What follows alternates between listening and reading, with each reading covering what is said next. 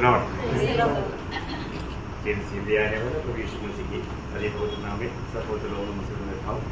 लवकर येणाऱ्या प्रभू येशू ख्रिस्ताच्या अति पवित्र नावामध्ये सर्वांना ख्रिस्ती अभिवादन। एक संधी दिया आणि प्रभूने अजून एक संधी दिली। एक बात मैं आपको याद करना चाहता हूँ आणि एक गोष्ट तुम्हाला आठवण करून देऊ इच्छितो। मसीह जीवन का आनंद हमेशा मसीह में रहने के द्वारा ही होता है। आणि ख्रिस्ती जीवनाचा आनंद नेहमी ख्रिस्तामध्ये राहिल्याद्वारेच होतो। अगर मछली को पकड़ करके जेबीन में डालेगा तो आणि माशाला पकडून जर जमिनीवर टाकलं तर उसको आनंद मिलेगा, दुख मिलेगा। आणि त्याला आनंद भेटेल का दुःख भेटेल? उसको बयान से बढ़कर के दुख है, आणि वर्णना पलीकडे त्याला दुःख आहे। क्योंकि उसके लिए आनंद का बात उसको पानी में छोड़ना है। आणि त्याच्याकरता आनंदाची गोष्ट म्हणजे त्याला पाण्यामध्ये सोडणं आहे। उसी प्रकार त्याचप्रमाणे हम मसीहों को पिता ने पुत्र का संगति में बुलाया आणि आपण जे ख्रिस्ती आहोत आपल्याला परमेश्वराने पुत्राच्या सहभागितेमध्ये बोलवलंय। उस संगति में अगर नहीं रहता आणि त्या सहभागितेमध्ये आपण जर राहत नाही तो तर क्या होता? मग काय होतं? हमारा आत्मिक मृत्यु होता आणि आपला आत्मिक मृत्यू येतो है। हमारा जो आत्मिक आनंद जो है वो बुझ जाता। आणि आपला आत्मिक आनंद जो आहे तो विझून जातो। आज बहुत लोग जाने अनजाने मतलब प्रभु की संगति का महत्व को बहुत तुच्छ कर देता। आणि पुष्कळ लोक कळत न कळत प्रभूची जी सहभागिता आहे त्याला तुच्छ करतात। प्रयोग जाने अनजाने वो लोग मतलब प्रभु में बुलाहट पाने के बाद में वो अपने आप को बहुत बड़ा धोखा दे रहे हैं। आणि लोक कळत न कळत ते लोक आपल्या स्वतःलाच खूप फसवत आहे। इसमें लोग बहुत ज्यादा सतर्क होना चाहिए आणि याच्यामध्ये लोकांनी खूप सावध राहायला पाहिजे। अभी ये आत्मिक बात का एक विशेष खूबी मैं आपको बताना चाहता हूँ। आणि या आत्मिक गोष्टीचं एक विशेष वैशिष्ट्य मी तुम्हाला सांगू। ये आत्मा में भरा रहते हुए सुनेगा तभी हम हमारा इसको समझ पाएगा। आणि आत्म्यामध्ये भरून आपण ज्या वेळेला हे ऐकू त्याच वेळेला आपल्याला हे समजेल। क्योंकि अभी जो आपको अभी मैं पिछला क्लासों में कभी नहीं लिया उस रीति में उसका बहुत आत्मिक गहराई में हम लोग ये 21 और 22 अध्याय का 5 वचन तक जाने वाला है। आणि याच्या अगोदरच्या क्लासमध्ये नाही घेतलेलं असं खूप गहनतेमध्ये 21 अध्याय आणि 22 अध्यायामध्ये आपण जाणार आहोत। अभी ये सामान्य रीति में समझने वाला बात नहीं, इसलिए मैं आपको बार बार बोलता है आप लोग पहले बात बहुत प्रार्थना के साथ रहना, एकदम आत्मा में रहना ताकि आप उसको समझ पाए। आणि प्रार्थनापूर्वक राहा, आत्म्यामध्ये राहा की जेणेकरून तुम्ही त्या गोष्टी समजू शकाल। अभी शरीर में रह करके ये बातों को वो व्यक्ति कभी भी ग्रहण कर ही नहीं पाएगा। आणि शरीरामध्ये राहून एक मनुष्य या गोष्टी कधीही स्वीकारू शकत नाही। अभी आपको मालूम है पुराना नियम का भक्त लोग भी उसको आज हमारे जैसा एक आत्मिक अनुभव नहीं था। आणि जुन्या कराराचे जे भक्त लोक होते त्यांना जसा आपल्याला आत्मिक अनुभव आहे तसा आत्मिक अनुभव त्यांना नव्हता। परंतु फिर भी प्रभु ने जिसको इस्तेमाल किया उनको प्रभु उस समय के लिए आत्मा दे करके इस्तेमाल किया। आणि मग ज्या ज्या काळामध्ये प्रभूने आपल्या भक्ताला उपयोगामध्ये आणलं त्या वेळेला प्रभूने आपला आत्म्याचं सामर्थ्य देऊन त्यांना उपयोगात आणलं। तभी भी वो लोग सही नहीं पाया आणि तरीही ते सहन नाही करू शकले। और हम लोग बहुत गौरव से समझना आणि खूप गांभीर्याने समजून घ्या। क्योंकि आपको मालूम है पुराना नियम में मानव बहुत बड़ा ऐसा आनंद का दर्शन पाया हुआ व्यक्ति है दानिएल। आणि जुन्या करारामध्ये खूप सार्वकालिक जीवनाचं दर्शन प्राप्त झालेला व्यक्ती आहे दानियल। दानियल के जीवन में जब ये स्वर्ग के दर्शन पाने के समय में उसकी अवस्था क्या था? आणि दानियलाने ज्या वेळेला हे स्वर्गीय दर्शन प्राप्त केलं त्यावेळेला त्याची अवस्था काय होती? आप लोगों बहुत लोगों को उसका गौरव मालूम नहीं, मैं इसलिए आपको ये बात समझाना चाहता हूँ। आणि पुष्कळ लोकांना याचं गांभीर्य माहित नाही म्हणून मी तुम्हाला सांगू इच्छितो। दानियल 10 अध्याय उसके 8-9 वचन पढ़ा। दानियल त्याचा 10 अध्याय त्याचं 8 आणि 9 वचन वाचा।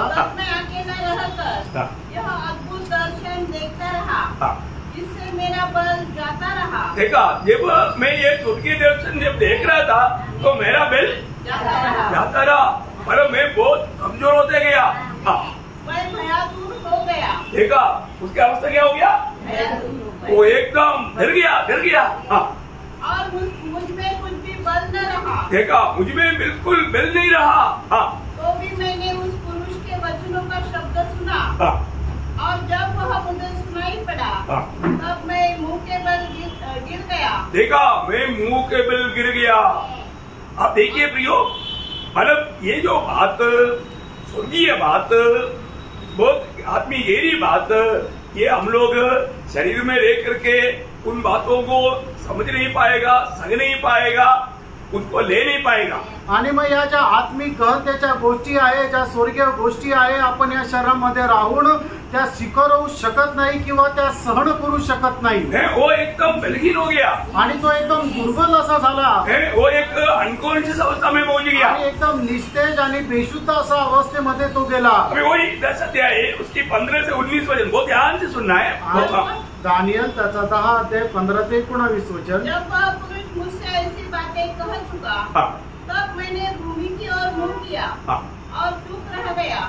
तब मनुष्य के संतान के समान किसी ने मेरे ओठ छुए और मैं मुंह खोलकर बोलने लगा। जो मेरे सामने खड़ा था उससे मैंने कहा, हे मेरे प्रभु, दर्शन की बातों के कारण मुझको पीड़ा सी उठी। मतलब ये दर्शन के कारण क्या हो गया? पीड़ा सा अनुभव हुआ। आणि या दर्शनामुळे काय झालं, मला एकदम यातनेचा अनुभव आला। और मुझ में कुछ भी बल नहीं रहा। अभी मुझ में कुछ भी बल नहीं रहा। देखिए, आप प्रभु की उपस्थिति में बैठा हुआ स्वर्गीय आलोचना प्राप्त करने वाला लोग आत्मिक विषय पर ध्यान देगा तो ये अनुभव उनका जीवन में आएगा। आणि मग ज्या वेळेला आपण या शरीरामध्ये राहत असताना आत्मिक गोष्टीच्या वर ज्या वेळेला लक्ष केंद्रित करू, त्या वेळेला जसा दानियेलला अनुभव आला तसा अनुभव येईल। आगे इसलिए प्रभु का दास अपने प्रभु के साथ कैसे बातें कर सके, क्योंकि मेरी देह में न तो कुछ बल रहा और न कुछ सांस ही रह गई। तब मनुष्य के समान किसी ने मुझे छूकर फिर मेरा हियाव बंधाया और उसने कहा, हे अति प्रिय पुरुष, मत डर, तुझे शांति मिले, तू दृढ़ हो और तेरा हियाव बंधा रहे। जब उसने यह कहा, तब मैंने हियाव बांधकर कहा, हे मेरे प्रभु, अब कह, क्योंकि तूने मेरा हियाव बंधाया है। देखिए, प्रभु की ओर से उनकी द्वारा एक विशेष बल उस समय में दानियल को दिया गया। आणि प्रभूच्या द्वारे एक विशेष सामर्थ्य त्या दानियेलला देण्यात आलं। एक बात मैं आपको बताना चाहता हूँ। आणि एक गोष्ट मी तुम्हाला सांगू इच्छितो। मतलब बहुत बार लोग सोचते हैं कि प्रकाशित वाक्य का स्टडी एकदम आसानी नहीं। आणि पुष्कळ लोकांना वाटतं प्रगटीकरणाचं पुस्तकाचं अध्ययन जे आहे ते सोपं आहे, सोपं नाहीये प्रियांनो। अगर आप आत्मा में स्टडी करते रहेगा तो आप खुद कई बार शायद बीमार गिर सकता है। आणि जर तुम्ही याचं अध्ययन करत राहिले तर तुम्ही सुद्धा आजारी पण पडू शकता। इसलिए बहुत लोग इस पर जाने के लिए इतना दिल नहीं लगाता। आणि म्हणूनच या गोष्टीमध्ये जाण्याकरता लोकांना असं आवडत नाही। अभी दानियल का क्या हुआ? आणि दानियेलाचं काय झालं? 8 अध्याय का 27 वचन पढ़ा। आणि दानियल 8 अध्याय त्याचं 27 वचन वाचा। और मैं कुछ दिन तक बीमार पड़ा रहा। देखा, मैं कुछ दिन तक बीमार पड़ा रहा। आणि काही दिवस मी आजारी पडलो। सबसे बड़ी बात है कि अभी हम लोग क्या है, हम लोग नए जन्म पाए हुए लोग हैं, आत्मा में चलते हुए हमें अभ्यास है, इसलिए दानियल को हुआ ऐसा अनुभव में हम लोग नहीं जाएगा।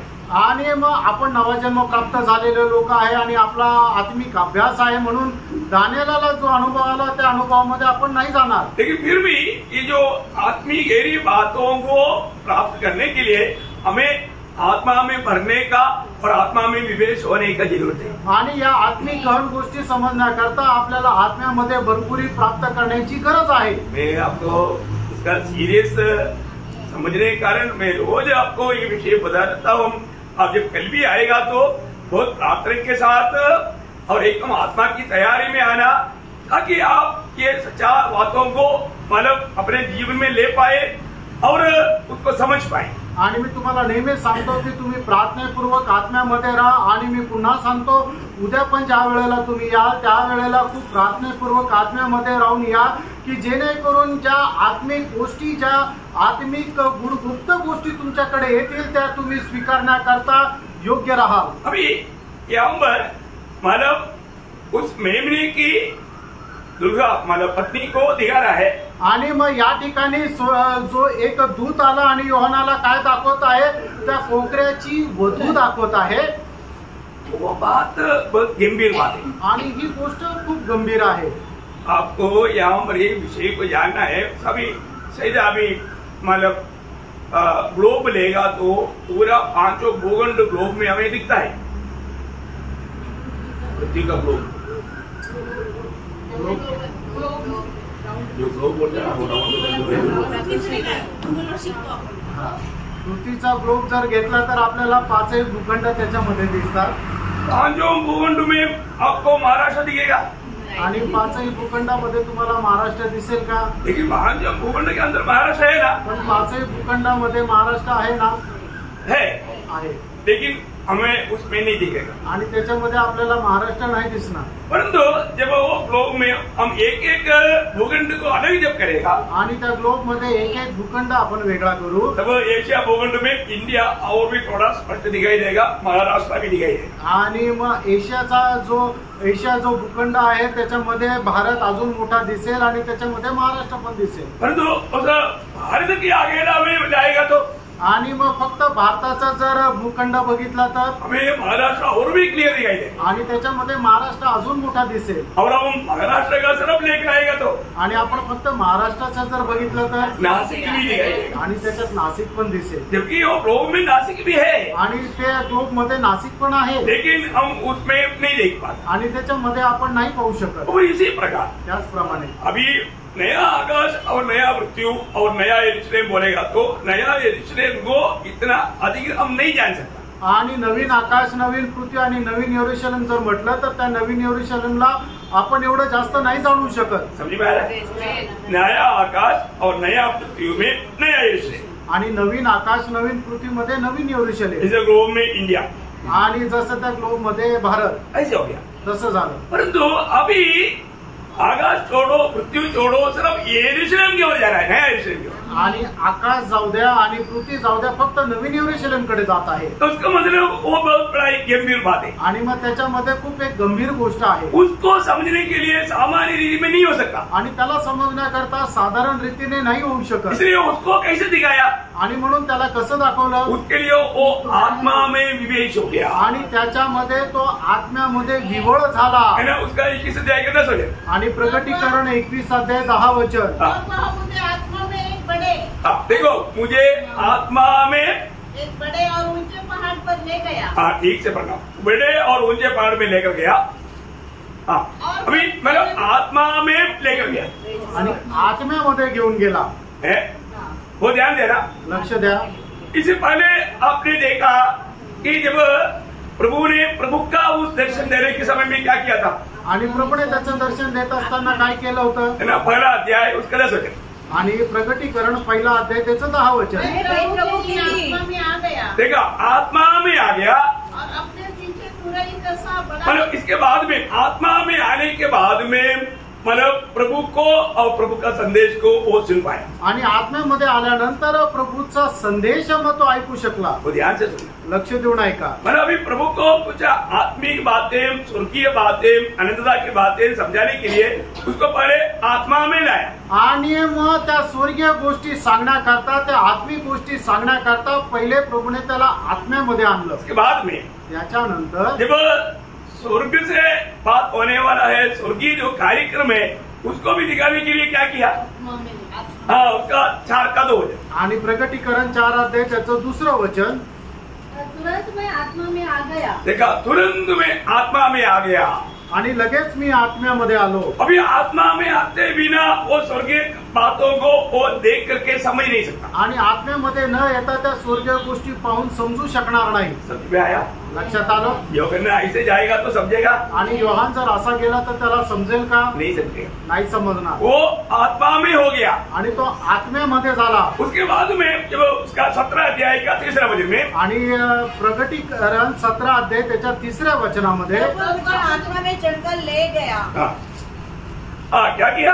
जंगल को ले गया. आत्मा में लेकर गया. आणि आत्म्यामध्ये घेऊन गेला. मतलब ये जो बात स्वर्ग से होने वाले ये कार्यक्रम को जानने के लिए उसको आत्मा में भर करके आत्मा में ले गया, बोले तो आत्मा में भर दिया.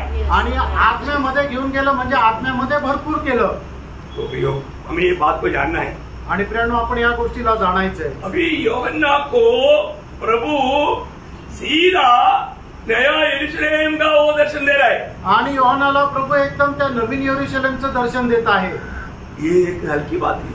आणि ही काही साधारण गोष्ट नाही. क्या आपको वो यरूशलेम का सच्चा जानकारी पाने का इच्छा है? आणि त्या स्वर्गीय यरूशलेमची खरी माहिती प्राप्त करण्याची तुमची इच्छा आहे का?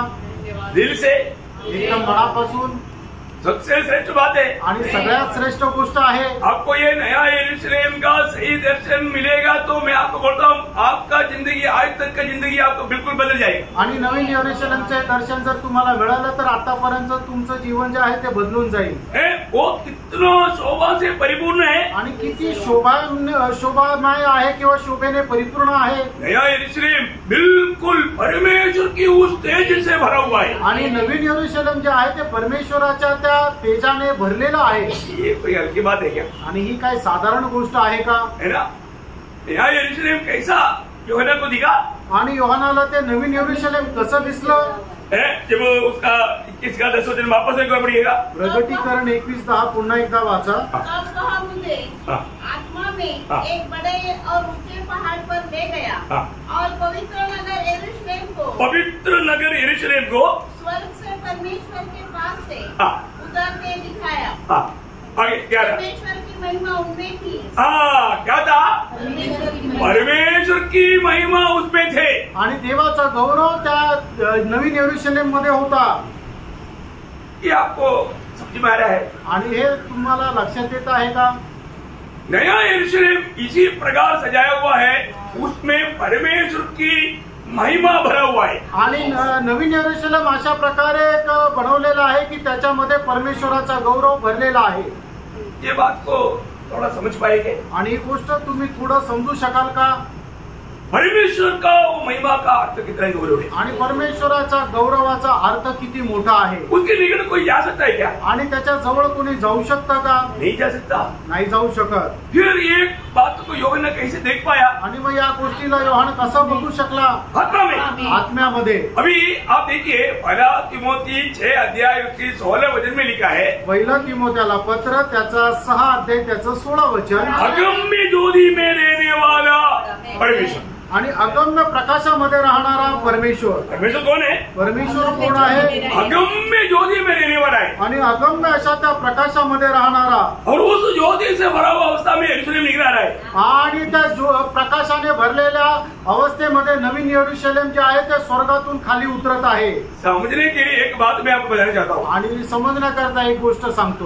उस महिमा का एक थोड़ा सा चमक पौलुस के सामने से गया, घोड़े से गिर करके अंधा हो गया।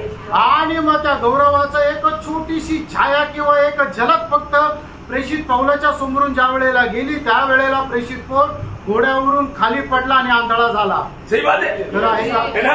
इसका मतलब आपको समझ में आया ये कितना गंभीर विषय है। आणि याचा अर्थ तुम्हाला समजला हा किती गंभीर विषय आहे। प्रेरितों का काम उसका 22 अध्याय का 11 वचन, प्रेषित त्याचा 22 अध्याय त्याचं 11 वचन। जब ज्योति के तेज के मारे मुझे कुछ दिखाई न दिया तो मैं अपने साथियों के हाथ पकड़ते हुए दिनिश में आ गया। देखा अभी वो ज्योति थोड़ा सा चमका तो अभी पौलुस उसका अवस्था क्या हो गया? वो अंधा हो गया। आणि मग थोडासा ती जी तो प्रकाश जो आहे त्याच्यावर चमकला तर मग पौल आंधळा झाला। ऐसा है प्रियानो, असं आहे। तर इस नया यरूशलेम को मैं ये सोचता है कि मैं आपको किस प्रकार इसको समझने लायक की रीति में इसको आपका मुंह में दे पाऊं। आणि मग हे नवीन यरूशलेमचे आहे ते तुम्हाला कशा प्रकारे समजण्यास योग्य तुम्हाला मी वर्णन करू। अभी एक वाटरमेलन टोटल आपको देगा तो आपको मुंह में नहीं आएगा। आणि जर मग पूर्ण कलिंगड जर तुम्हाला दिलं तर ते पूर्ण कलिंगड एकाच वेळेला तुम्ही खाऊ नाही शकत, तुमच्या तोंडात नाही मावणार। फिर आपको देने के लिए कई मार्ग है। आणि मग देण्याकरता पुष्कळ प्रकारचे मार्ग आहेत। उसको टुकड़ा करके थोड़ा थोड़ा पीस देगा आणि मग त्याला कापून छोटे छोटे पीस बनवून देईल। उसको भी मुश्किल है तो, आणि ते पण जर कधी नेतात आणि त्याचा ज्यूस बनवून देईल तो भी आपको अंदर जाएगा ना। आणि तरी ते आतमध्ये जाईल। अभी मैं जूस बनाकर देने के लिए कोशिश कर रहा हूँ आणि ते ज्यूस बनवून द्यायचा मी प्रयत्न करत आहे। क्योंकि आपको थोड़ा भी दिक्कत नहीं रही आणि तुम्हाला थोडं पण अडचण न यावी। अपन विशेष जहाँ पर गौर देना चाहिए वो बातों पर हम गौर दे करके ही अभी तक आया।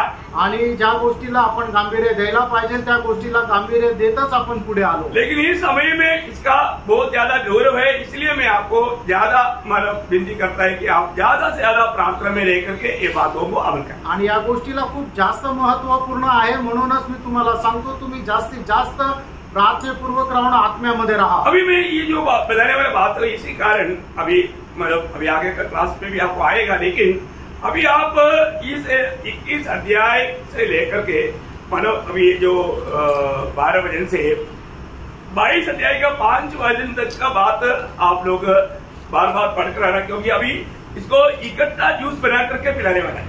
आणि मग 21 अध्याय त्याच्या 12 वचनापासून 22 अध्याय त्याच्या 5 वचनापर्यंत तुम्ही वारंवार वाचून या, कारण का की ते एकत्र त्याचा ज्यूस बनवून तुम्हाला पाजणार आहे। वो है नए यरूशलेम की बात है आणि ते आहे नवीन यरूशलेमच्या गोष्टी। के बाद में फिर कंक्लूजन है आणि मग त्याच्यानंतर मग अनुमान आहे। वो बात अपने को बहुत साधारण रीति में है, आणि त्या गोष्टी खूप साधारण रीतीने जाते। लेकिन ये बात को आप भी ज्यादा से ज्यादा ध्यान पढ़ करके ध्यान करके आए आणि या गोष्टी सुद्धा जास्तीत जास्त तुम्ही मनन करून न्या। ओके, अभी हम उसकी 12 वचन पढ़ेंगे, 21 का 12 वचन आणि 21 अध्याय त्याचं 12 वचन। अपन 11 वचन तक का ध्यान कल कर दिया था आणि 11 वचनापर्यंत मनन काल केलं होतं। अभी आज 12 वचन पढ़ेंगे। आज 12 वचन वाचा। उसकी शहरपना बड़ी ऊंची थी और उसके 12 फाटक और 12 फाटकों पर 12 स्वर्गदूत थे और उन फाटकों पर इस्राएलियों के 12 गोत्र के नाम लिखे थे। देखिए अभी 12 12 12 3 12 है ना, आणि त्या ठिकाणी 12 12 12 म्हणजे 12 गेट, 12 स्वर्गदूत आणि 12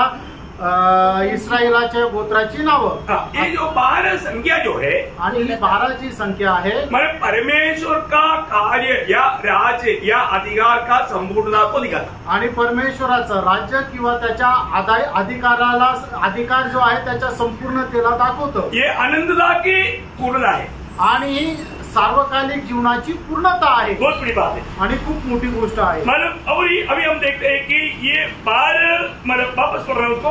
उसकी शहरपना बड़ी ऊंची थी। शहरपना, उसकी शहरपना बड़ी और ऊंची थी आणि त्याची भिंत जी आहे ती खूप उंच होती। और उसके 12 फाटक 12 फाटक है। उसका कितना फाटक है? 12 फाटक है। और फाटकों पर 12 स्वर्गदूत है। 12 स्वर्गदूत है और उन फाटकों पर इस्राएलियों के 12 गोत्रों के नाम लिखे थे। उस फाटकों पर 12 गोत्रों का नाम लिखा है। आणि त्या फाटकावर इस्रायलाच्या 12 गोत्रांचे नावं लिहिलेली आहे। अभी आपको मालूम है यहाँ पर ये जो फाटक जो है वो एक प्रकार का अगुवाई को बताता है। आणि जे फाटक आहे ते एक प्रकारे अलिप्तपणाला दाखवतं। मतलब आनंद काल में कभी भी किसी प्रकार उसके अंदर कोई वादा नहीं आएगा आणि सार्वकालिक जीवनामध्ये त्याच्यामध्ये कुठल्या प्रकारची अडचण येणार नाही। यशायाह उसका 60 अध्याय का 18 वचन आणि यशायाह 60 अध्याय त्याचं 18 वचन। तेरे देश में फिर भी उपद्रव और तेरी सीमाओं के भीतर उत्पात या अंधेर की चर्चा न सुनाई पड़ेगी। नहीं सुनाई पड़ेगा। मतलब ऐसा कोई भी वादा इस नया यरूशलेम के अंदर कभी भी नहीं होगा। आणि कुठल्याही प्रकारची अशी बाधा जी आहे ते नवीन यरूशलेम मध्ये येणार नाही। अभी इसका बारे में एक अच्छा दर्शन हेस्केल को दिया है आणि याच्या संबंधाने खूप चांगलं दर्शन हेस्केलला दिलेलं आहे। आपको मालूम है अच्छा स्वर्गीय दर्शन पाया हुआ एक व्यक्ति है मतलब हेस्केल नबी। आणि खूप चांगलं दर्शन प्राप्त झालेला एक व्यक्ती आहे तो म्हणजे हेस्केल संदेष्टा। तो हेस्केल नबी की 48 अध्याय उसका 31 से 35 तक वचन पढ़ना। आणि हेस्केल त्याचा 48 अध्याय त्याचं 31 ते 35 वचन। इसमें 3 फाटक हो अर्थात एक रूबेन का फाटक, एक यहूदा का फाटक और एक लेवी का फाटक हो, क्योंकि नगर के फाटकों के नाम इस्राएल के गोत्रों के नामों पर रखने होंगे। पूर्व की ओर सीमा 4,500 बास लंबी हो और उसमें 3 फाटक हो अर्थात एक यूसुफ का फाटक, एक बिन्यामीन का फाटक और एक दान का फाटक हो। दक्षिण की ओर सीमा 4,500 बास लंबी हो और उसमें 3 फाटक हो अर्थात एक शिमोन का फाटक, एक इसाकार का फाटक और एक जुबलून का फाटक हो। और पश्चिम की ओर सीमा 4,500 बास लंबी हो और उसमें 3 फाटक हो अर्थात एक गाद का फाटक, एक आशेर का फाटक और एक नप्ताली का फाटक हो। नगर के चारों ओर का घेरा 18,000 बास का हो और उस दिन से आगे को नगर का नाम यहोवा शामा रहेगा। आगे को नगर का नाम यहोवा शम्मा रहेगा, मतलब यहोवा वहां पर है। आणि याच्यानंतर त्या नगराचं नाव यहोवा शामा राहील, म्हणजे की यहोवा तिथे आहे, यहोवा वहां पर है। आणि यहोवा तिथे आहे। ये नगर का एक खूबी, आणि या नगराचं एक वैशिष्ट्य, ये फाटक हमेशा खुला रहेगा। आणि याचे फाटक आहे नेहमी ते उघडं राहील। इसका प्रकाशित वाक्य 21 अध्याय का 25 अध्याय, आणि प्रगटीकरण 21 अध्याय त्याचं 25 वचन। उसके फाटक दिन को कभी बंद न होंगे और रात वहाँ न हो। क्योंकि रात वहां पर नहीं है, आणि तिथं रात्र राहणार नाही। रात नहीं होने के कारण ये फाटक का द्वार कभी भी बंद नहीं होगा। आणि रात्र नसल्या कारणाने या फाटकाचा दरवाजा कधी बंद होणार नाही। लेकिन एक बात जानना, आणि एक गोष्ट जाणा, इस फाटक के द्वारा कौन प्रवेश करेगा? आणि या फाटकामधून कोणाचा प्रवेश होईल? सबका प्रवेश नहीं होगा, आणि सगळ्यांचा प्रवेश नाही होणार। इसलिए उसका प्रकाशित वाक्य 22 अध्याय का 14 वचन, आणि प्रगटीकरण 22 अध्याय त्याचं 14 वचन। धन्य वे हैं जो अपने वस्त्र धो लेते हैं, धन्य वे है जो अपनी वस्त्र धो लेता है, क्योंकि उन्हें जीवन के वृक्ष के पास आने का अधिकार मिलेगा और वे फाटकों से होकर नगर में प्रवेश करेंगे। नगर में प्रवेश करेगा। कौन नगर में प्रवेश करेगा? आणि नगरामध्ये कोण प्रवेश करेल? जो अपने वस्त्र धोते हैं, आणि जे आपले कपडे धुतात। कौन वस्त्र धोता है? पर वस्त्र धोने का अर्थ क्या है? आणि आपले कपडे धुणं याचा अर्थ काय आहे? है ना, एक सच्चा पवित्र जीवन में सिद्धताई पाना, आणि एक खऱ्या पवित्र जीवनामध्ये परिपूर्णता प्राप्त करणं, रोज रोज अपने आप को पवित्र करते जाना, आणि दररोज आपल्या स्वतःला पवित्र करत जाणं। पवित्रताई में सिद्धताई की ओर बढ़ना पवित्र लोगों का रोज का कर्तव्य है। आणि पवित्रीकरणामध्ये परिपूर्णतेकडे वाढणं हे पवित्र लोकांचं दररोजचं काम आहे। प्रभु में आने के बाद में हम अपने जीवन को मजाक ना समझे, आणि प्रभू मध्ये आल्यानंतर आपण आपलं जीवन जे आहे ते थट्टेमध्ये नेऊ नये। आपको मालूम है जो प्रभु की दुल्हन वो क्या करता, वो जब 19 अध्याय का 8 वचन, आणि प्रगटीकरण 19 अध्याय त्याचं 8 वचन, शुद्ध और चमकदार महीन मनमन पहनने का अधिकार दिया गया। कैसा मनमन पहनने का अधिकार मिला? शुद्ध और चमत्कार, शुद्ध और चमत्कार मनमन, आणि शुद्ध आणि चमकदार असं मलमलीचे कपडे, उसमें थोड़ा भी दाग नहीं, त्याच्यामध्ये थोडासा पण डाग नाही। क्यों? का? क्योंकि रोज वो मन खुलता है, आणि दररोज ते मन परिवर्तन करतात, रोज पछताव करते हैं, आणि दररोज पश्चाताप करतात। उसका 7 अध्याय का प्रकाशित वाक्य 7 अध्याय का 14 वचन, प्रगटीकरण 7 अध्याय त्याचं 14 वचन, मैंने उससे कहा, हे स्वामी तू ही जानता है। उसने मुझसे कहा, ये वे है जो उस महाक्लेश में से निकल कर आए हैं। इन्होंने अपने अपने वस्त्र मेमने की लहू में धोकर श्वेत किए। देखा, रोज प्रियो इतनी क्लेश में होने पर भी उन लोगों ने परमेश्वर के खिलाफ कुछ भी नहीं बोला।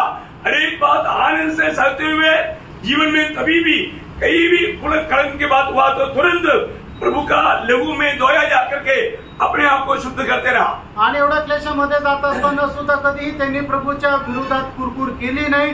पण असं असताना सुद्धा थोडासा जरी मलिनता त्यांना जर लागली तर लगेच ते पश्चाताप करायचे, म्हणजे काय की प्रभूच्या पवित्र रक्ताच्या द्वारे ते धुवून टाकायचे। हम लोग हमें मिला हुआ धार्मिकता का वस्त्र में कभी कलंक लगने नहीं देना, आणि आपल्याला मिळालेले जे नीतिमत्वाचे कपडे त्याला कुठल्या प्रकारचा डाग लागू देऊ नका। एक उसका 9 अध्याय उसके 8 वचन में, उपदेशक त्याचा 9 अध्याय त्याच्या 8 वचनामध्ये,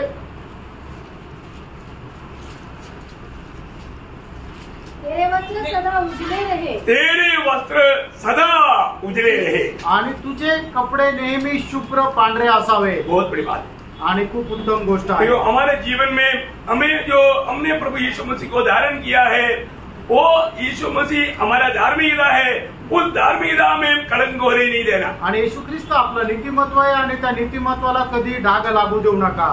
अभी हम लोग देखो नया यरूशलेम की बात आ गया तो इसका शुरुआत से हर एक बातों को जानना जरूरी बात है। आणि नवीन यरूशलेमच्या गोष्टी आल्या तर मग या सुरुवातीपासून जाणणं गरजेचं आहे। आपको मालूम है उत्पत्ति की किताब में परमेश्वर ने सृष्टि किया, आणि उत्पत्तीच्या पुस्तकामध्ये परमेश्वराने निर्मिती केली, और आखिरी किताब प्रकाशित वाक्य की किताब में हम एक नगर देखता, आणि प्रगटीकरणाच्या पुस्तकामध्ये आपण एक नगर पाहतो। और एक बार आणि पुन्हा एकदा उत्पत्ति के किताब में हम परमेश्वर की सृष्टि मला कार्य कर्मों को देखता, आणि उत्पत्तीच्या पुस्तकामध्ये परमेश्वराच्या निर्मितीच्या कार्याला आपण पाहतो और उसकी पूर्णता होकर के प्रकाशित वाक्य में हम नया यरूशलेम को देखता। आणि त्याच्या निर्मितीच्या कार्याच्या पूर्णतेला म्हणजे आपण प्रगटीकरणाच्या पुस्तकामध्ये एक नगर पाहतो की जे त्याच्या निर्मितीची पूर्णता आहे। हाँ, बोलने का अर्थ शुरुआत में एक सृष्टि है, अंत में एक नगर है। आणि सुरुवातीला एक सृष्टी आहे आणि शेवटी एक नगर आहे। प्रियो, प्रभु सृष्टि में क्या किया? आणि प्रभूने ज्या वेळेला निर्मिती केली त्यावेळेला काय केलं? रोमियो 4 अध्याय उसकी 17 वचन में हम पढ़ता है। रोम 4 अध्याय त्याच्या 17 वचनामध्ये पाहतो। बहुत सरल रूप में समझने लायक की भाषा में मैं आपको बता रहा हूँ आणि एकदम समजेल अशा भाषेमध्ये सांगत आहे। ऐसा लिखा है, हाँ, मैंने तुझे बहुत सी जातियों का पिता ठहराया। सॉरी, रोमियो 4 का 17।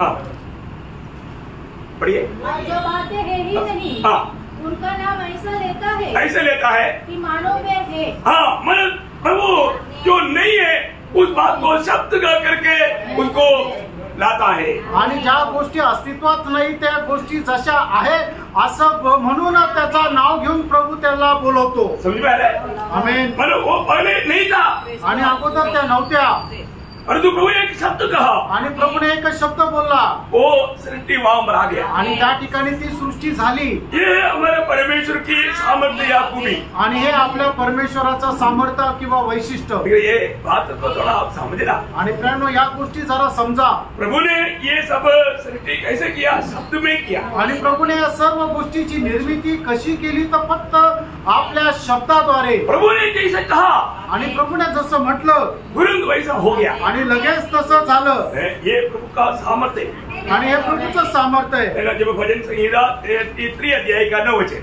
आणि स्तोत्र 33 त्याचं 9 वचन, क्योंकि जब उसने कहा तब हो गया। उसने कहा तब हो गया। आणि त्याने म्हटले आणि मग झाले। बोलने का अर्थ प्रभु जो भी कहता वो मानो किसी को कोई दिखता नहीं, लेकिन वो होगा।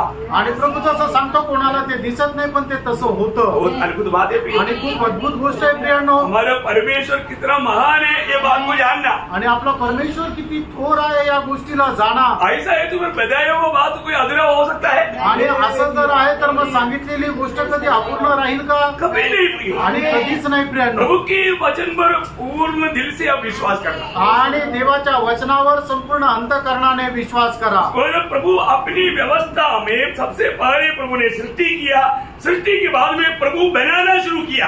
आणि प्रभूने सगळ्यात पहिले सृष्टी केली आणि सृष्टी केल्यानंतर मग बनवायला सुरुवात केली। प्रभु ने सृष्टि करने के बाद में क्या शुरू किया? बनाना शुरू किया। आणि प्रभूने सगळ्यात पहिले सृष्टी केली आणि त्याच्यानंतर बनवायला सुरुवात केली। तो समझ में आया? आमेन। ये बात को स्पष्ट दिखाने वाला एक शब्द प्रभु ने अपनी दावा में किया था, जब मालूम मत्ती 16 अध्याय का 18 वचन में। आणि मत्ती 16 अध्याय त्याच्या 18 वचनामध्ये प्रभूने दावा करून अशा प्रकारे म्हटलं, इस चट्टान में मैं मेरी मंडली बनाऊंगा। मैं बनाएगा इस चट्टान में मेरा मंडली मैं बनाऊंगा। आणि या खडकावर मी माझी मंडळी बांधीन। आपको अभी ये सारे शब्द आपका मन मुग्ध में रहना, कभी ये बात सीधा नया यरूशलेम में पहुंचेगा। आणि या गोष्टी ज्या आहेत त्या तुमच्या एकदम मनाच्या खोलवर कोरलेल्या राहू द्या, म्हणजे काय की त्या सरळ तुम्हाला नवीन यरूशलेम मध्ये घेऊन जातील। प्रभु हमारे लिए एक घर तैयार कर रहा है। आणि प्रभू आपल्या करता एक घर तयार करत आहे। साथ ही साथ हमारे में भी प्रभु एक महान कार्य कर रहा है। आणि त्याच्या सोबतच प्रभू आपल्यामध्ये एक महान कार्य करत आहे। सही बात है। जब फिलिपियो 1:6 में हम क्या पढ़ता? फिलिप्पियराचं पत्र पहिला अध्याय त्याच्या 6 वचनामध्ये आपण काय पाहतो? तुमने जिसने भले काम शुरू किया वो मसीह की दिन तक पूरा करेगा। आणि ज्याने तुमच्या ठाई चांगल्या कामाला सुरुवात केलेली आहे तो ख्रिस्ताच्या दिवसापर्यंत त्या पूर्णत्वास नेईल। प्रभु ने जब ये सृष्टि बनाया आणि प्रभूने ज्या वेळेला या सृष्टीला बनवलं इसके बाद में प्रभु ने काम शुरू किया। आणि त्याच्यानंतर प्रभूने कामाला सुरुवात केली। तो पहले प्रभु ने किसके द्वारा काम शुरू किया? आणि पहिले प्रभूने कोणाच्या द्वारे कामाला सुरुवात केली?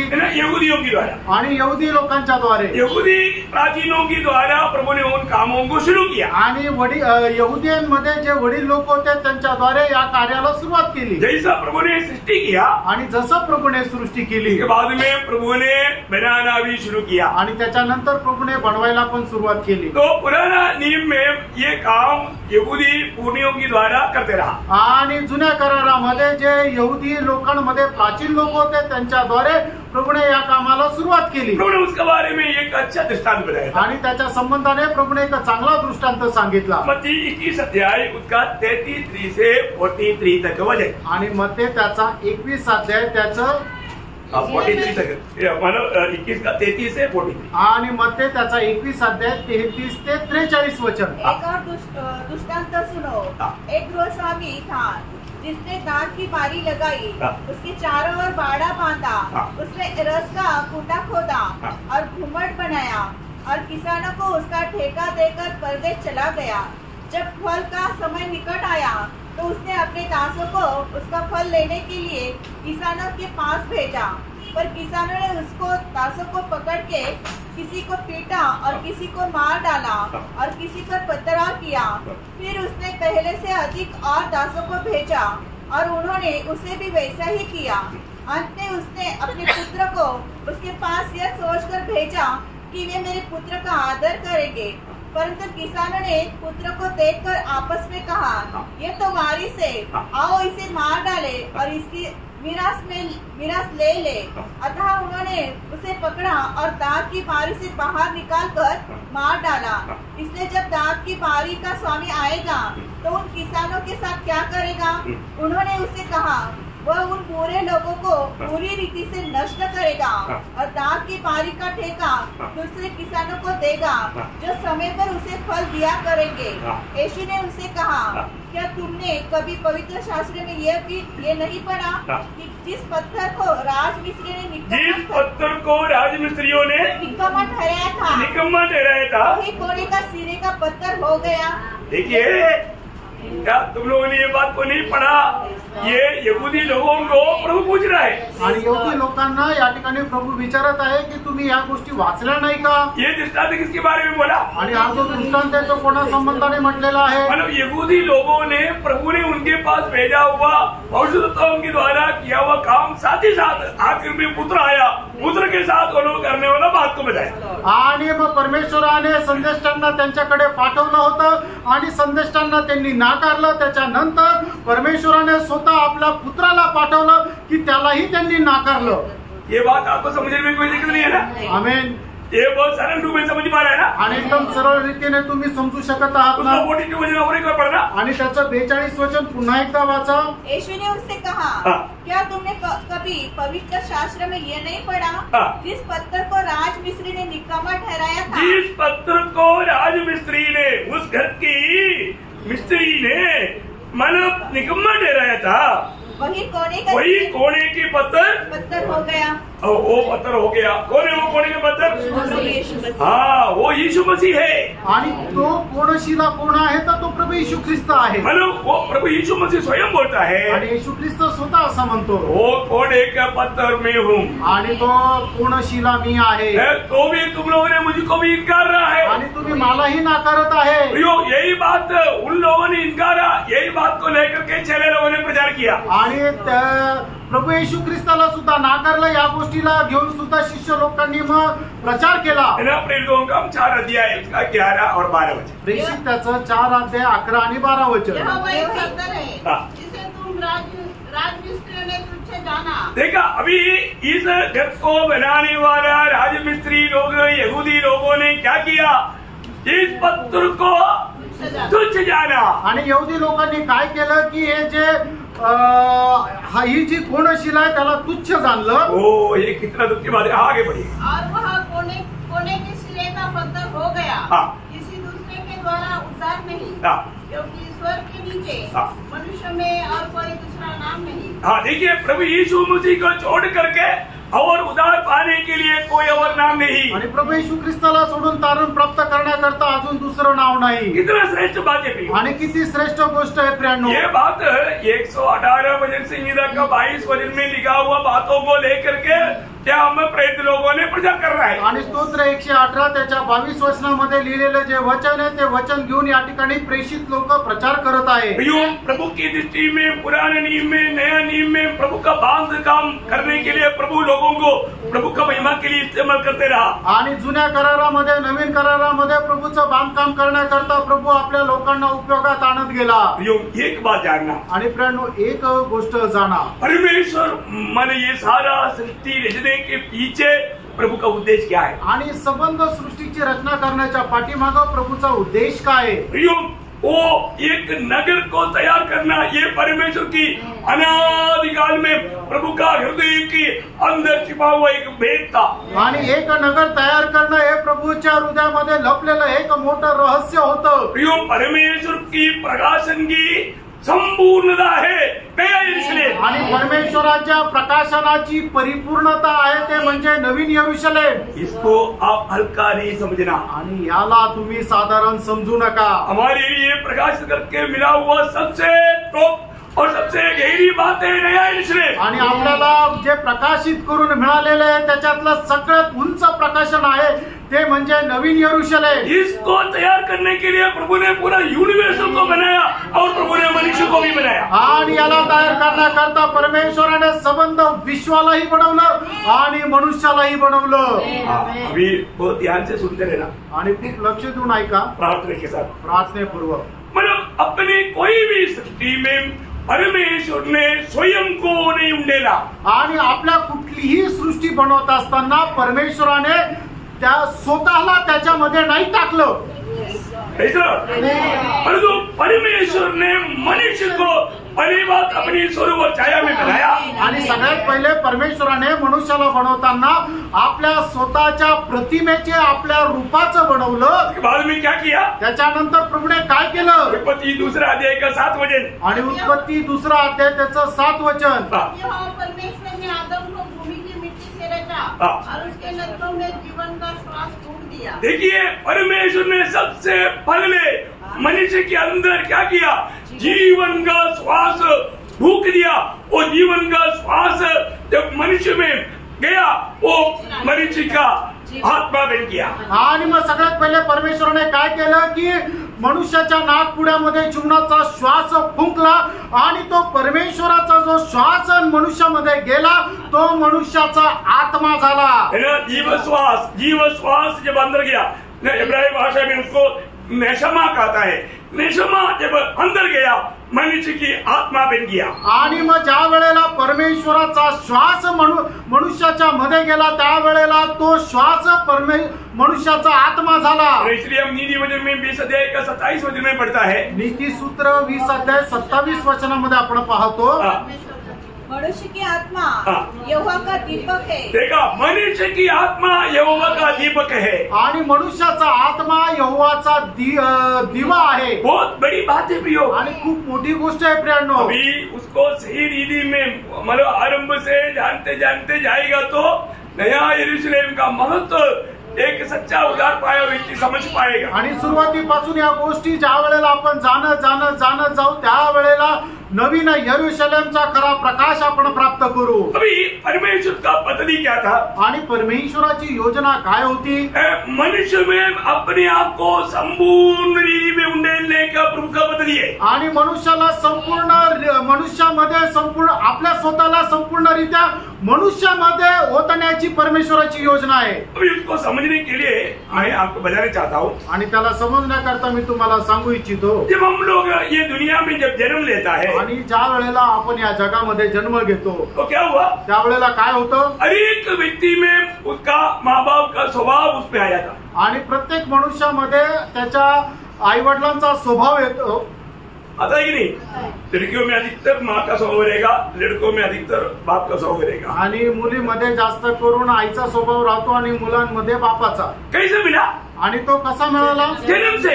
जन्माच्या द्वारे। देखो सिंपली समझकर आगे बढ़ने के लिए बोल रहा हूँ। आणि साधारण रीतीने समजून पुढे जाण्याकरता सांगत आहे। इसी प्रकार त्याचप्रमाणे परमेश्वर मनुष्य में अपने आप को संपूर्ण में उंडेलना चाहता है। आणि परमेश्वर आपल्या स्वतःला संपूर्णरित्या मनुष्यामध्ये ओतण्याचा त्याची इच्छा आहे। उसके लिए क्या किया? त्याच्याकरता त्याने काय केलं? पहले प्रभु ने नेशमा भूका, आणि त्याच्यासाठी सगळ्यात पहिले परमेश्वराने आपला श्वास मनुष्यामध्ये फुंकला, उसमें मनुष्य की आत्मा बना, आणि तो श्वास मनुष्याचा आत्मा झाला। और अभी फिर बाद में क्या किया? आणि त्याच्यानंतर मग काय केलं? प्रभु ने मैंने जन्म दिया, आणि प्रभूने आपल्याला नवा जन्म दिला। देखिए दुनिया में और किसी को नया जन्म नहीं है, आणि या जगामध्ये कोणालाही पुनर्जन्म नाहीये। पुनर्जन्म बोलेगा तो गलत होगा, नया जन्म। आणि कोणालाही नवा जन्म नाहीये। मतलब उसमें भाषा में मतलब उसका अर्थ में फर्क रहता है।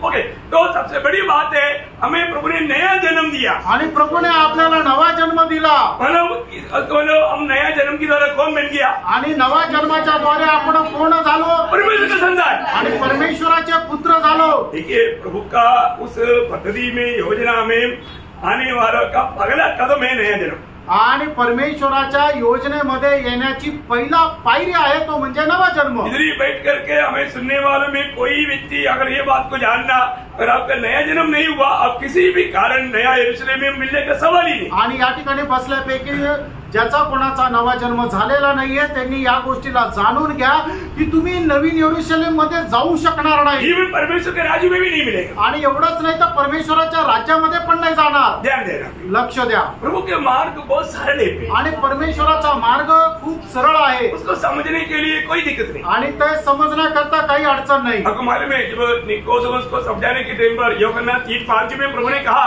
आणि योहान त्याच्या 3रा अध्याय त्याच्या 5 वचनामध्ये निकोदेमाला समजून सांगत असताना प्रभू येशू ख्रिस्ताने अशा प्रकारे म्हटलं, यीशु ने उत्तर दिया, मैं तुझे सच सच कहता हूँ, जब तक कोई मनुष्य जल और आत्मा से न जन्मे तो वह परमेश्वर के राज्य में प्रवेश नहीं कर सकता। देखा, मतलब परमेश्वर के राज्य में प्रवेश करना है तो उस व्यक्ति को नया जन्म पाना जरूरी है। आणि परमेश्वराच्या राज्यामध्ये एका मनुष्याला जर प्रवेश करायचा आहे तर त्याला नवा जन्म प्राप्त करणं गरजेचं आहे। शायद आपने कितनी बार सुसमाचार सुना, आणि प्रियांनो कितीतरी वेळा तुम्ही सुवार्थ ऐकली असेल, लेकिन आपका नया जन्म हुआ है क्या? आणि तुमचा नवा जन्म झालेला आहे का? नया जन्म कब होगा? आणि तुमचा नवा जन्म केव्हा होणार? यूहन्ना का सुसमाचार उसकी पहला अध्याय उसकी 12 और 13 वचन, आणि योहान त्याचा पहिला अध्याय 12 आणि 13 वचन। परंतु जिन्होंने उसे ग्रहण किया उसे उन्हें परमेश्वर की संतान होने का अधिकार दिया।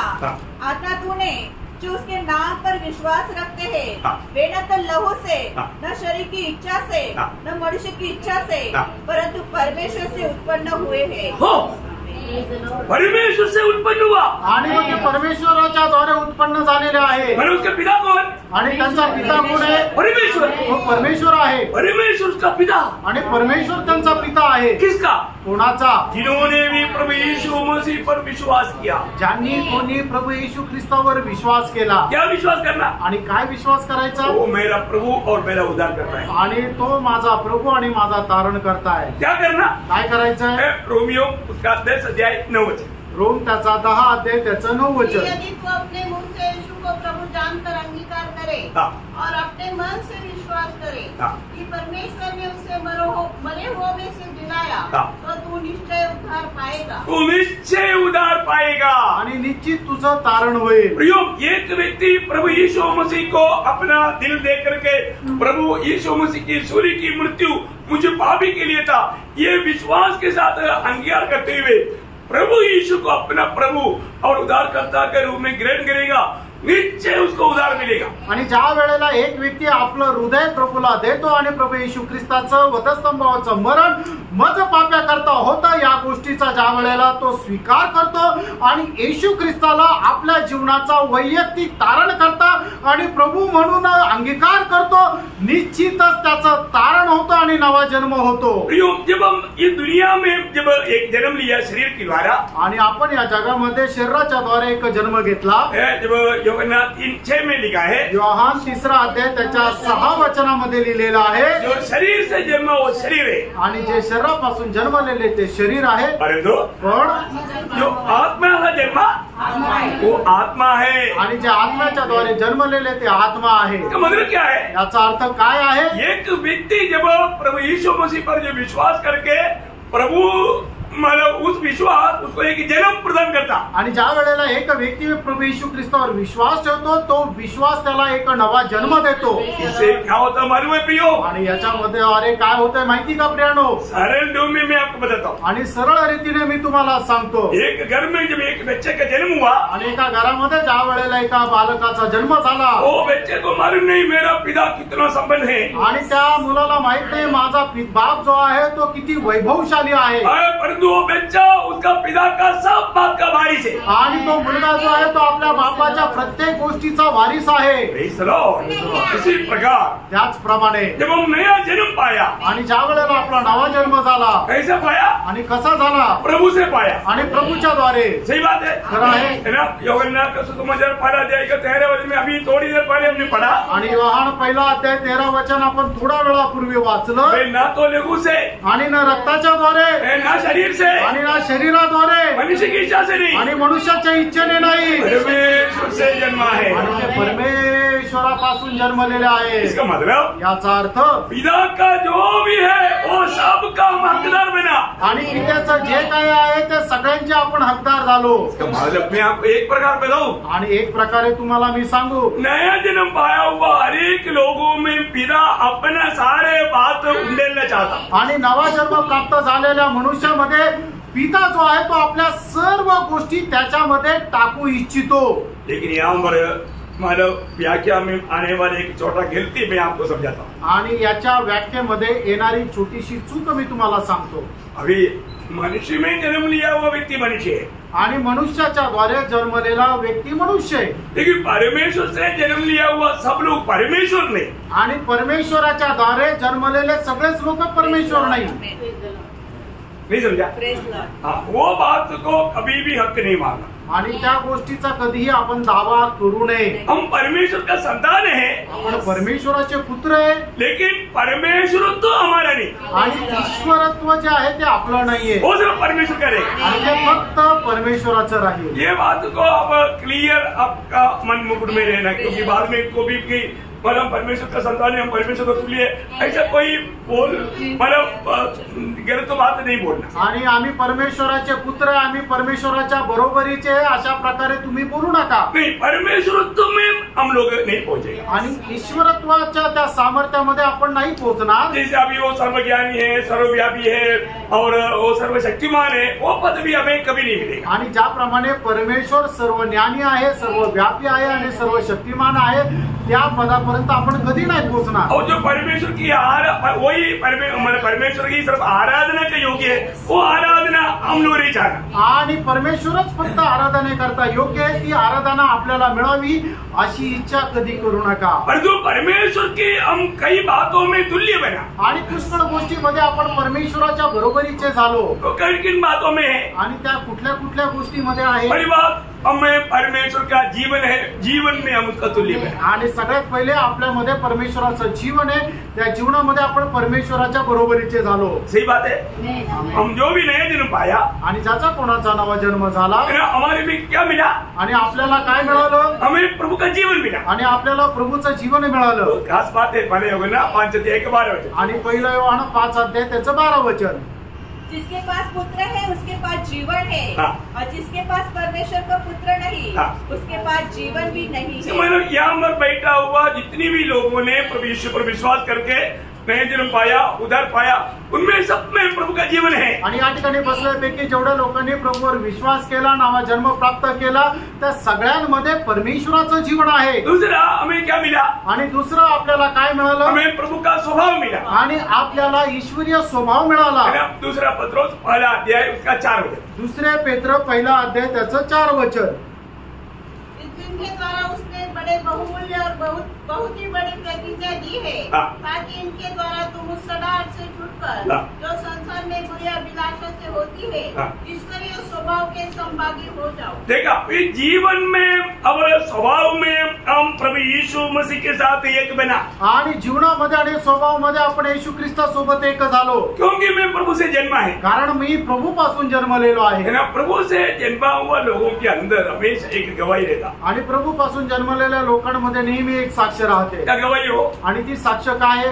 रोमियो 8 अध्याय का 16 वचन। रोम 8 अध्याय 16 वचन। आत्मा आपकी हमारे आत्मा के साथ गवाही देता है कि हम परमेश्वर की संतान है। देखा, हमारी आत्मा में ये वाणी हम सुनता है कि नहीं? आणि आपण आपल्या आत्म्यामध्ये ही वाणी ऐकतो का नाही? प्रियम, जरूर आत्मा हमको ये गवाही देता है। आणि प्रियांनो, निश्चितच आत्मा आपल्याला ही साक्ष देतो। प्रभु हमारी आत्मा में जो भी नए जन्म पाया, उनकी आत्मा में प्रभु आ चुका है। आणि ज्याचा कोणाचा नवा जन्म झालेला आहे, त्याच्या आत्म्यामध्ये प्रभूचा आत्मा आलेला आहे। देखिए, पहले प्रभु ने जब नशमा या श्वास फूका था, उस समय में मनुष्य की आत्मा बना, आणि ज्या वेळेला प्रभूने आपला श्वास मनुष्यामध्ये फुकला, त्या वेळेला तो श्वास मनुष्याचा आत्मा झाला। परंतु अभी उस आत्मा में प्रभु आ गया, आणि त्या आत्म्यामध्ये आता प्रभू आला। कब?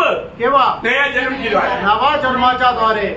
सब लोग नया जन्म पाए हुए लोग ये सच्चाई को मतलब अच्छी तरह समझना है। आणि प्रत्येक नवा जन्म झालेला, प्राप्त झालेला व्यक्तीने या सत्याला समजायचंय है। अभी प्रभु मुझ में, प्रभु की आत्मा मुझ में आ गया, आणि प्रभूचा आत्मा आता माझ्यामध्ये आला। मुझ में काम रहा, आणि माझ्यामध्ये कुठे आला? मेरी आत्मा में आया, माझ्या आत्म्यामध्ये आला। प्रियो, जब दूसरा तिमोथी 4:22 में लिखा है, दुसरं तिमोथेला पत्र 4 अध्याय आणि 22 वचनामध्ये असं लिहिले, प्रभु तेरी आत्मा के साथ रहे, प्रभु तेरी आत्मा के साथ रहे, आणि प्रभू तुझ्या आत्म्यासह राहो। और ये आत्मा में होकर के हमें ये गवाही, आत्मा हमारे आत्मा के साथ या प्रभु की आत्मा हमारे आत्मा के साथ गवाही देगा, हम परमेश्वर का संतान है। आणि परमेश्वराचा आत्मा आपल्या आत्म्याला ही साक्ष देतो की आपण देवाचे पुत्र आहोत। वो लोग बहुत हिम्मत से ये बात कर सकता है, आणि ते लोक खूप धैर्याने ही गोष्ट सांगू शकतात। योहन्ना 3 अध्याय का 15 वचन, आणि 1 योहान 3 अध्याय त्याचं 1 वचन, देखो पिता ने हमसे कैसा प्रेम किया है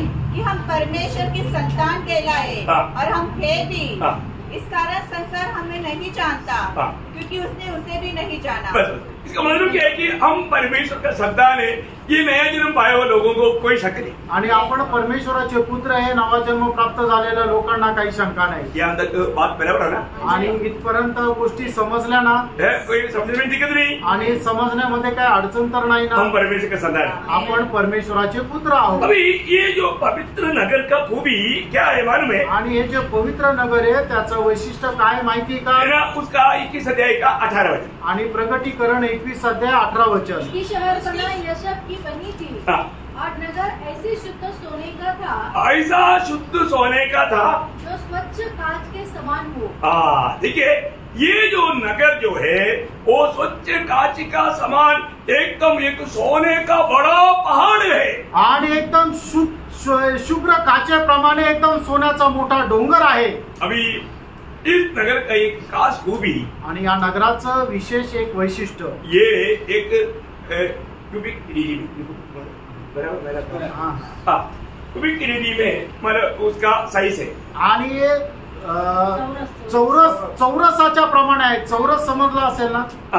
मतलब यहाँ पर इसका ऊंचाई और चौड़ाई और लंबाई बराबर है, आणि म्हणजे त्याची लांबी, रुंदी आणि खोली ही एकसारखी आहे। उसका 16 वजन, किसका 16 वजन? वह नगर वर्गाकार बसा हुआ था, और उसकी लंबाई चौड़ाई के बराबर थी, और उसने उस गज से नगर को नापा तो 750 कोस का निकला। उसकी लंबाई और चौड़ाई और ऊंचाई बराबर थी। अभी आपका नाप मुझे इतना समझ में नहीं आया, लेकिन यहाँ पर मतलब इनका जो लंबाई, चौड़ाई, ऊंचाई जो है ये 2400 किलोमीटर है, आणि 2400 किलोमीटर लांब, 2400 किलोमीटर रुंद आणि 2400 किलोमीटर उंच असं आहे। लांबी, रुंदी आणि उंची। ये बहुत ध्यान से समझना। आणि हे खूप लक्ष देऊन समजून घ्या। मतलब आपका बाइबल में उसका नाम कैसा दिया मुझे इतना क्लियर नहीं मालूम। आणि बायबल मध्ये ते कसं मोजमाप दिलं ते मला नाही माहिती। मतलब हमारे उसमें 1200 क्या बोलता आपने बोला, एक शब्द बोला था कोस। ये जो 1200 कोस करके हमारे बाइबल में लिखा, आणि 1200 कोस असं बायबल मध्ये लिहिलेलं आहे। एक कोस मीन्स 2 किलोमीटर है। एक कोस म्हणजे 2 किलोमीटर। तो 1200 कोस बोलेगा तो 2400 किलोमीटर। आणि 1200 कोस म्हटलं म्हणजे 2400 किलोमीटर। आप लोगों का किसी का बाइबल में है इंग्लिश में? हाँ, ओके।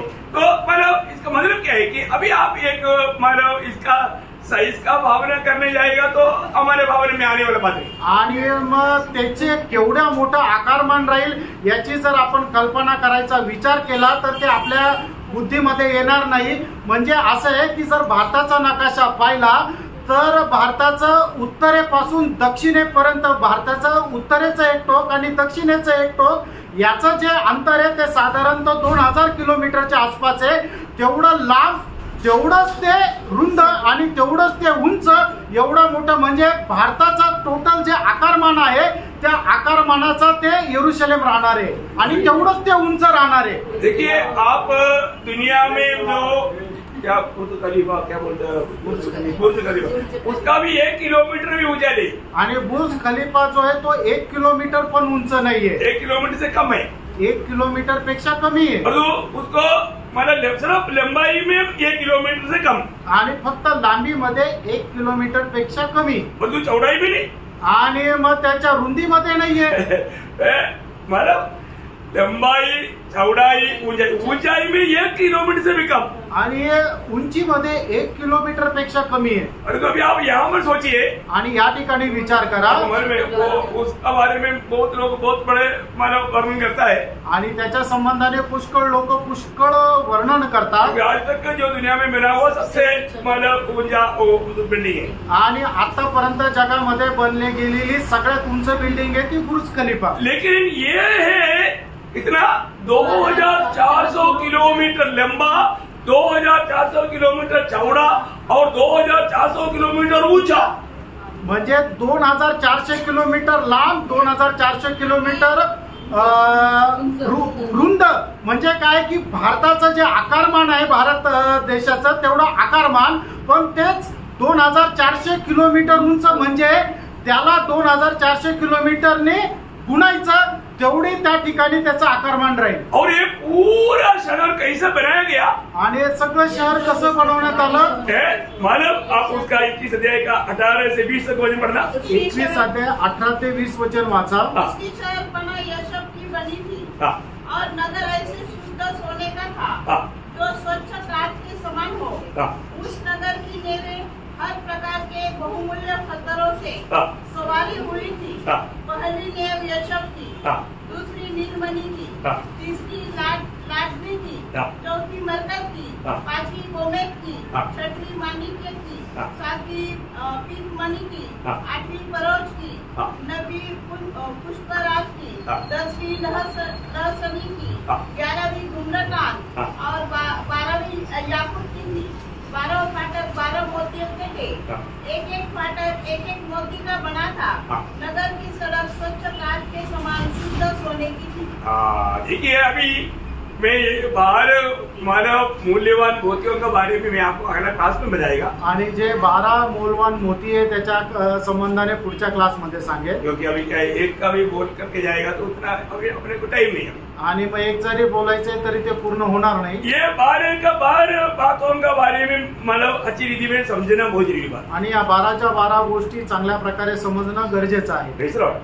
और अभी हम बाहर से जब देखेगा तो, आणि बाहेरून जर आपण पाहिलं तर हम क्या देता, त्या ठिकाणी आपण काय पाहतो, कम्प्लीटली सोने का एक बहुत बड़ा पहाड़। अभी हमको इस दुनिया में देखने वालों में सबसे मूल्यवान और सबसे चमकीले बात तो सोना, इसलिए सोना का बात होना। आणि या जगामध्ये सगळ्यात चमकणार आणि शुद्ध म्हटलं तर सोने, म्हणून सोन्याबद्दल आपल्याला या ठिकाणी सांगितलंय। अभी आपको मालूम है ये सब दृष्टांत है, आणि हा सगळं दृष्टांत आहे।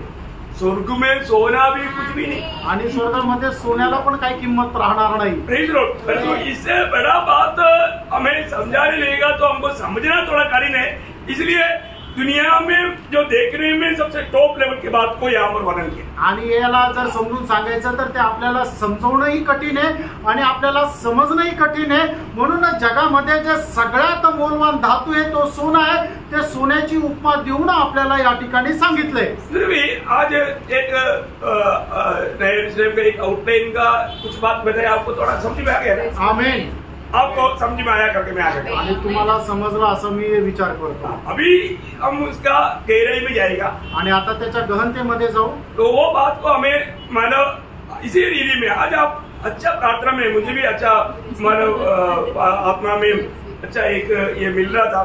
तो ये अवस्था में अगला क्लास में भी आना. आणि आज तुम्ही खरोखर चांगले प्रार्थनेपूर्वक होते, आत्म्यामध्ये होते, म्हणून वचन सांगताना चांगला फ्लो होता.